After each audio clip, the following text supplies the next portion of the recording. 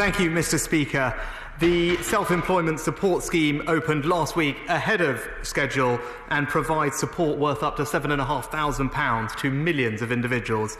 I'm pleased to tell the House that at the end of yesterday there had been more than 2 million claims, with grants worth £6 billion in total being claimed for. Those people will have the money in their bank accounts within 6 working days of their claim, and of course I will keep the scheme under review. We go over to Tracy Brabin. Tracy Brabin.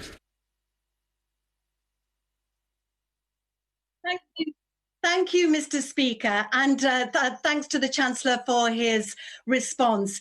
Despite the Chancellor saying the self-employment scheme was one of the most generous in the world, tens of thousands are still missing out. New starters, PAYE freelancers, those paid through dividends and those earning over £50,000. So can I ask the Chancellor 3 simple questions? Will the self-employed income support scheme be extended in line with the job retention scheme? Are there plans to lift the cap on profits? And will he please look again at supporting new starters? Chancellor. Mr. Speaker, we've discussed these things before, but what I can tell the honourable lady is, with regard to removing the cap, I don't believe that would be the right or socially just thing to do. The average incomes of those above the cap are £200,000, and 95% of those who are self-employed in a majority way fall underneath the cap. We have a substantive question. Owen Thompson, Chancellor. With permission, Mr. Speaker, I'd like to answer this question together with question 3. Our plan to support businesses and individuals is one of the most comprehensive in the world, Mr. Speaker. We have provided tens of billions of pounds in cash grants, tax cuts and discounted loans for businesses, pounds for deferred taxes for those who are self-employed and indeed employed and in business, world-leading job retention scheme to keep as many people in employment as possible, income protection for the self-employed and a strengthened safety net to protect the most vulnerable in our society.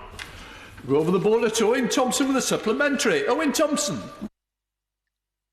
Thank you, Mr. Speaker. Successful businesses in tourism and hospitality industries before the lockdown will face a very different reality at the end of it, with overseas visitors gone for the foreseeable future and social distancing in place. These businesses need time to reinvent themselves for the new post-COVID environment. What measures will the Chancellor introduce to enable much greater flexibility in the furlough scheme now to support them as they prepare for this new reality? Mr. Speaker, it's precisely because of the time it takes for businesses to ramp up that last week I announced an extension to the furlough scheme all the way through to October to provide that runway for growth, in particular for those who will open later in tourism and hospitality. And as I said, we will introduce flexible furloughing in the extension period of that scheme. Staying north of the border, we go over to Amy Callaghan. Amy Callaghan. Thank you, Mr. Speaker. Those on fixed-term contracts in a particularly difficult situation, with employers who have placed them on furlough but who are unwilling to extend this past their contract end date. One employer highlighted to me that this is because they're concerned if they continue to furlough an employee without formally extending their contract, the HMRC will deem the furlough frivolous and seek reimbursement. Can the Chancellor confirm that employers can continue to furlough those whose fixed-term contracts have ended without any financial repercussion? Chancellor. Mr. Speaker, I'm happy to look at the specific example mentioned. It would be important for us and to protect the taxpayer that we are paying furlough payments to those who are genuinely in employment and have a formal employment contract, but I'm happy to look at the specific example mentioned. Can I welcome Shadow Minister Pike McFadden to the front bench? Pike McFadden. Thank you, Mr. Speaker. Despite the interventions that the Chancellor has announced, some of our major industrial companies find themselves locked out of the lending scheme for the largest firms, the COVID Corporate Financing Facility, because they are not classed as investment grade. These companies support hundreds of thousands of jobs, either directly or through their supply chains, and are often the main employers in the towns and cities where they operate. Will the government show the same flexibility and urgency in getting finance to these companies that make up the industrial backbone of Britain, as they have done through the loan scheme for small companies, so that we can retain as much economic capacity as possible through this crisis? Chancellor. Thank you, Mr. Speaker. I think the honourable member is absolutely right. Finance should flow to the industrial base of our country. With regard to investment grade, that relates to our corporate finance facility that the Bank of England run. I think it's important because this money is accessed by companies without any additional credit check by the government to protect the taxpayer. I think it is right that an investment grade rating is used for that. We have taken a flexible and generous interpretation of that, providing companies with the ability to use their bank rating to get access. And for those companies for whom commercial paper is not the right approach, many of the industrial companies he mentioned, we have a larger CBILS programme, which I'm in conversations with various industry stakeholders to make sure is appropriately sized to provide finance to every part of our industrial base. Return to Scotland, to Glasgow, to the SNP spokesperson, Alison Thewlis.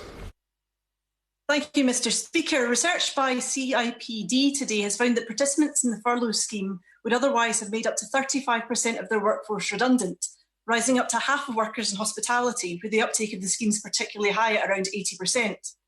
Hospitality and tourism were first out and will be last back. Many have no income and are building up debt, and many may feel compelled to sack workers if they're asked to pay more by the government at the end of July. Can I ask the Chancellor how he intends to prevent this and to support this part of the economy in the months ahead? Chancellor. Mr. Speaker, it's precisely the retail and hospitality and leisure sector that has received the most direct fiscal support from this government through cash grants of £10,000 or £25,000 and an entire business rate holiday for the entire sector for the entire year, well beyond the point of reopening. My belief is that represents significant support, and the extension of the furlough scheme through to October gives those companies enough of a runway to grow back into a safe space. We've got a substantive question. Mary Glindon, Chancellor. Mr. Speaker, as I announced last week, the coronavirus job retention scheme has been extended by 4 months until the end of October. We go over to the North East with Mary Glindon. Mary Glindon. Thank you, Mr. Speaker. New starters not registered with HMRC before the 19th of March and agency staff workers are some of those who currently find they are in limbo when it comes to accessing the job retention scheme. What more can the Chancellor do to help these workers now facing hardship? Chancellor. Mr. Speaker, when I announced the scheme, we said that those who were on RTI or notified to HMRC on the 28th of February would be eligible. That covers 29.5 million workers in this country. What we did was find a way to extend that to the 19th of March, the day before the announcement was made. That protects the taxpayer against fraud, enables as many of those people to be included as possible. It brought another 230,000 people into the scheme, but it's important to remember this is a scheme that now covers, as I said, close to 30 million workers, and as of the end of last week, 8 million people from around 1 million businesses are covered by this scheme and having their wages paid by the government to protect their jobs and their future security. Heading down to the southwest with Chair of the Select Committee, Mel Stride.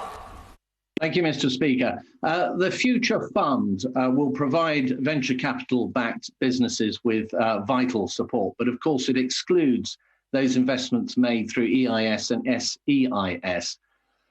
It is certainly the case that there is significant public subsidy within those two schemes. However, businesses supported by them still face the challenges of the virus, and where successful, still go on to generate significant jobs. So I wonder if my right honourable friend might take a second look at the qualification requirements for the Future Fund and to see whether EIS and SEIS might be accommodated in some way. Chancellor.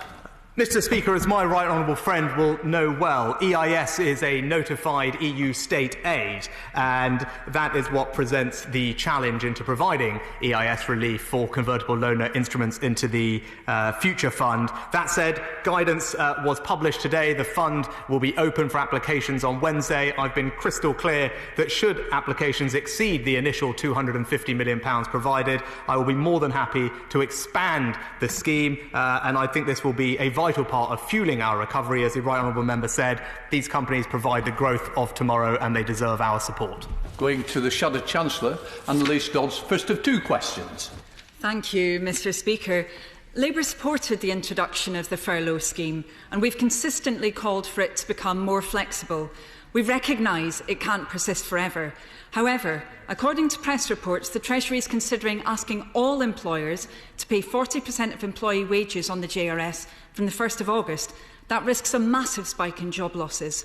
What reassurance can he give us that he's looking at the evidence on the potential impact of unemployment of this? The potential impact on unemployment of imposing a uniform contribution across all sectors and individuals, including those sectors still under lockdown and those workers who are shielding or with unmet childcare needs. And will he publish that evidence? Chancellor.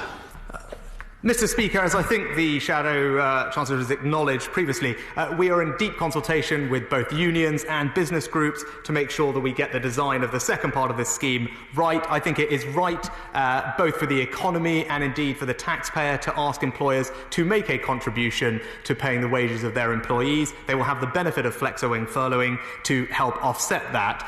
And I couldn't comment now, but I did say details will be provided by the end of the month. The least odds.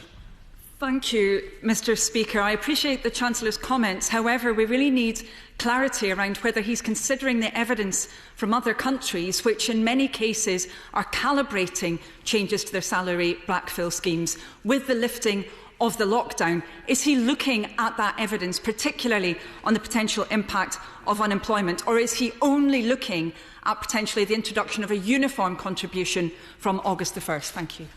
Chancellor. As I said, Mr. Speaker, details at the end of the month, but the Honourable Member can rest assured I speak regularly to my counterparts in countries across the world to learn from their experience, and will make sure that our scheme continues to be one of the most generous, comprehensive and effective anywhere in the world.